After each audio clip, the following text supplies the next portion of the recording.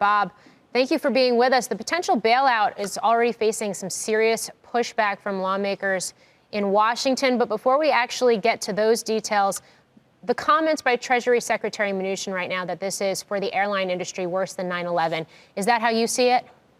Oh, I think so, Morgan.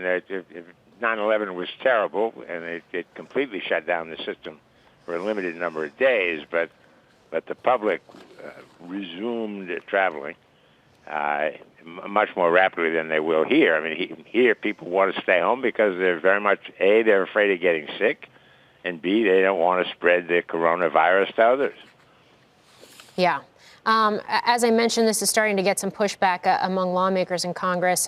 Senate Minority Leader, Democratic Senate Minority Leader Chuck Schumer yesterday pushing back on it, for example.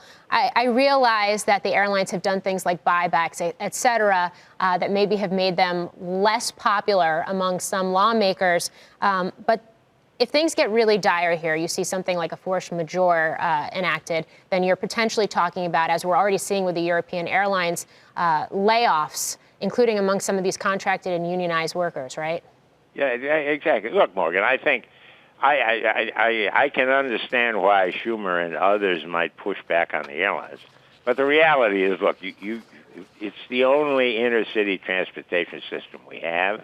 We can't let all the major airlines go bankrupt.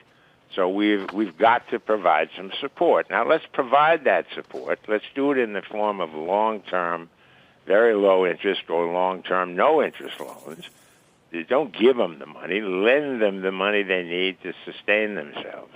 And if there are some things that you want the airlines to agree to, for example, if you want to say to the airlines, okay, we're going to lend you this money, but while you've got it, you can't use any of it to buy back your stock, I don't think you're going to get any resistance to that from the industry. But for the country as a whole, we've got to sustain the airline industry. It's the only way we can move around the country and the world, and eventually, when we get a cure for this disease, and when we get a way to prevent this disease, people are going to go back to traveling, and we're all going to go back and do some more business. Thank goodness. Do the airlines have, at least the U.S. airlines as it currently stands, do they have sufficient liquidity to be able to weather this without a bailout?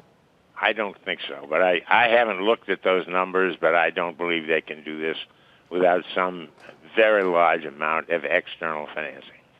I got one other question for you on this topic and once we see the actual threat of this pandemic abate, how long, based on, I guess, historical behavior, and again, I go back to something like 9/11, for example, does it usually take for people to feel comfortable to start flying on planes again? I don't think the two are comparable, Morgan. I mean, Okay. Here you've got a disease threat. There you had a threat of terrorism. Am I going to get on an airplane and is somebody going to blow it out of the sky? I think the government and the airlines were able to assure the public pretty rapidly that's not going to happen. Here we have a different situation. Here we said, look, we've got a disease. It is highly transmittable. If you do not stay away from other people, you are likely to get it. And if you get it, if you're old, you're going to get very sick. And if you're not old, you can spread it to others. So until we can say to people, you can travel without getting sick and without endangering yourself and others, I think people are going to stay home. So I think this is much worse than the threat of terrorism represented by 9/11.